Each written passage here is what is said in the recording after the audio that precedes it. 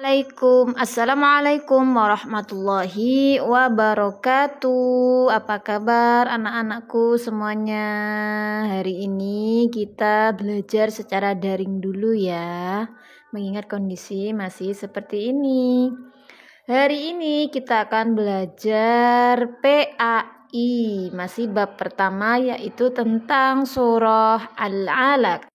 Sebelum belajar, mari kita berdoa terlebih dahulu. Bismillahirrahmanirrahim.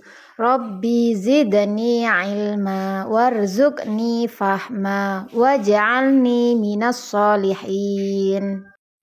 Ya Allah, tambahkanlah aku ilmu dan berilah aku kemampuan untuk memahaminya. Dan jadikanlah aku termasuk ke dalam golongan orang-orang yang soleh. Amin. Baiklah anak-anakku, langsung saja ke materinya. Surah Al-Alaq itu merupakan bagian dari Al-Quran. Membaca Al-Quran harus dengan tajwid. Nah, dalam surah Al-Alaq terdapat bacaan qalqalah. Apa itu qalqalah? Qalqalah itu artinya memantul atau getaran suara, di mana hurufnya di situ ada 5, yaitu ba, jim, dal, ta, dan qaf. Kalau disingkat menjadi apa anak-anak? Baju di toko. Sedangkan untuk macamnya, qalqalah itu dibagi menjadi 2. Yang pertama ada qalqalah sugro, dan yang kedua ada qalqalah kubro. Qalqalah sugro itu apa? Qalqalah yang apabila huruf qalqalah itu asli disukun atau mati, dan cara membacanya dengan memantulkan suara agak ringan. Jadi harus bergerak dan berbunyi seperti membalik. Sedangkan qalqalah kubro, qalqalah yang apabila huruf qalqalahnya itu mati karena waqaf, dan cara membacanya lebih jelas daripada qalqalah sugro. Seperti itu ya anak-anak. Jadi perbedaannya, kalau sugro dibaca tipis, kalau kubro dibaca tebal. Perhatikan contoh qalqalah sugro berikut.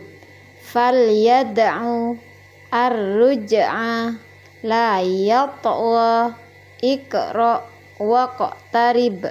Itu contohnya. Yang kedua, contoh qalqalah kubro. Al-unqad wa qab al-falaq as-sirat al-buruj. Itu contoh yang qalqalah kubro. Nah, sekarang coba kita baca surah Al-Alaq ayat 1-5. A'udzu billahi minasyaitonir rajim. Bismillahirrahmanirrahim.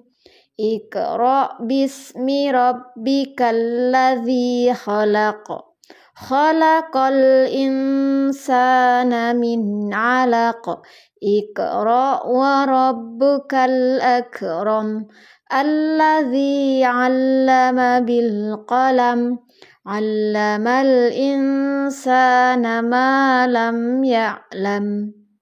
Tuh ya. Itu di situ ada beberapa bacaan qalqalah. Nanti bisa disebutkan di mana saja. Oke, selanjutnya Bu Guru bacakan artinya. Ayat pertama, bacalah dengan menyebut nama Tuhanmu yang menciptakan. 2, Dia telah menciptakan manusia dari segumpal darah.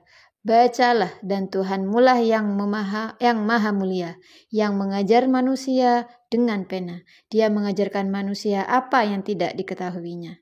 Sekarang Bu Guru bacakan kosakata dari bahasa Arabnya. Yang pertama, terjemahnya apa dan mufradatnya apa? Iqra artinya bacalah. Khalaqal insan, dia telah menciptakan manusia. Min 'alaq, dari segumpal darah. Alladzi 'allama, yang mengajar manusia. Bil qalam, dengan pena. Itu nanti diingat, dihafalkan ya, biasanya keluar di masa-masa ujian atau UTS atau mid semester atau semesteran, akhir semester itu biasanya keluar. Jadi ini tolong diingat, lebih-lebih dihafalkan ya anak-anak. Selanjutnya tentang asbabun nuzul Quran Al-Alaq ayat 1-5. Apa sebab turunnya? Asbabun nuzul itu apa sebab turunnya? Diturunkan karena Nabi Muhammad berkhalwat di Gua Hira. Berkhalwat itu mengasingkan diri dari keramaian, dan saat itu Nabi Muhammad didatangi malaikat Jibril, kemudian ia berkata, "Bacalah." Nabi menjawab, "Aku tidak bisa membaca," seperti itu. Lalu malaikat Jibril mendekap Nabi dan berkata lagi, "Bacalah." Nabi tetap menjawab, "Aku tidak bisa membaca," sampai berulang 3 kali baru Nabi menirukan ayat 1 sampai ayat 5. Apa ini anjurannya? Bahwa Nabi Muhammad dianjurkan untuk belajar. Belajar melalui apa? Membaca. Jadi anak-anakku, kalian yang rajin belajarnya. Kenapa? Nabi Muhammad aja masih mau belajar. Masa kita gak mau belajar? Jadi seperti itu ya. Asbabun nusulnya juga. Ini yang kedua. Nabi Muhammad waktu itu pulang dan berkhalwat. Nabi Muhammad SAW tiba-tiba menggigil kedinginan. Kemudian Nabi Muhammad meminta Siti Khadijah untuk menyelimutinya. Dan Nabi Muhammad menceritakan kejadian di Gua Hira. Saking kagetnya ketemu dengan malaikat sampai menggigil. Kemudian Siti Khadijah mengajak Nabi Muhammad menemui pamannya. Dan pamannya seorang pendeta waktu itu. Namanya Waraqah bin Naufal. Kemudian Waraqah menjelaskan bahwa itu adalah wahyu dari Allah. Bahwa itu adalah pertanda bahwa Nabi Muhammad SAW itu sebagai Nabi dan Rasul. Nah, isi pesan pokoknya dari surah Al-Alaq ayat 1 sampai 5 ini apa, Nana? Yang pertama, perintah membaca, berarti perintah untuk belajar. Yang kedua, Allah menciptakan manusia dari segumpal darah. Dan yang ketiga, pena sebagai alat pengembangan pengetahuan. Pesannya apa lagi, anak-anak? Bahwa Allah adalah Tuhan yang maha mulia, dan Allah lah yang memberikan ilmu pengetahuan kepada manusia. Sebagai apa? Supaya bisa membaca. Dan membaca itu apa? Membaca merupakan kunci ilmu.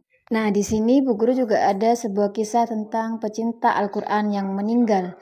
Namanya itu Muwarriq Al-Ajali. Dia seorang pecinta Al-Quran. Setiap malam ada aja surah tertentu yang dibacanya. Ia rutin membaca surah As-Sajadah dan surah Al-Mulk, itu juz 29 atau Tabarok. Nah, dia tuh selalu mengamalkan surah-surah itu setiap malam. Kemudian pada suatu hari Muwarriq itu meninggal dan orang-orang menutupinya dengan kain. Keanehan terjadi. Mereka melihat ada cahaya yang memancar dari kepalanya, dan cahaya itu sampai menembus atap rumah. Ada pula cahaya yang memancar dari perut dan kakinya. Bahkan cahaya dari perut itu lebih terang dari segala cahaya yang ada saat itu. Kenapa anak-anak kok demikian? Itulah keistimewaan karena beliau sering mengamalkan bacaan-bacaan Al-Qur'annya. Masya Allah, keajaiban terjadi. Atas kuasa Allah Subhanahu wa Ta'ala, Muwarriq hidup lagi. Ia membuka sendiri kain yang menutupinya, lalu ia bertanya, "Apakah ada sesuatu yang terjadi?" Orang-orang menceritakan cahaya yang memancar darinya. Dia masih bingung, apakah ada yang terjadi padaku seperti itu ya. Kemudian setelah mendengar cerita tersebut, Muwarriq menjelaskan cahaya itu adalah surah As-Sajadah yang ia baca setiap malam. Yang di kepala adalah 14 ayat di awal, yang di kaki itu adalah 14 ayat yang akhir. Sedangkan yang di perut adalah surah As-Sajadah sendiri. Muwarriq melanjutkan, As-Sajadah memberikan syafaatnya kepadaku, sedang surah Al-Mulk masih tetap menjagaku. Nah, selesai menjelaskan Muwarriq meninggal lagi. Kemudian setelah menjelaskan seperti itu, Muwarriq meninggal lagi. Subhanallah, dari cerita ini mari anak-anak mengamalkan Al-Quran, membaca Al-Quran, karena banyak keistimewaan dari Al-Quran. Setiap orang itu memiliki cara dalam mencintai Al-Quran. Ada yang rutin membaca setiap malam, ada yang pagi, dan ada yang setiap selesai sholat. Kadang kita menyaksikan ada orang yang membaca surah tertentu, ada kelompok mengamalkan surah tertentu di saat-saat tertentu. Misalkan ada kelompok yang rutin membaca surah Yasin, mereka membaca bersama setiap malam Jumat, dan lain-lain. Nah, seperti itu anak-anak bisa mencontohnya ya. Satu bait dari Al-Quran aja itu pahalanya luar biasa, apalagi satu Al-Quran ya. Nah, cara mereka mencintai Al-Quran, cara kita mencintai Al-Quran mungkin sama dengan mereka, mungkin juga berbeda. Perbedaan cara mencintai Al-Quran itu biasa. Yang terpenting kita saling menghargai. Yang terpenting juga kita mau membaca Al-Quran. Jangan hanya main HP terus. Seperti itu ya anak-anak. Alhamdulillahirrabbilalamin. Syukron katsiron. Sudah selesai materi kali ini. Sampai jumpa di hari berikutnya. Wassalamualaikum warahmatullahi wabarakatuh.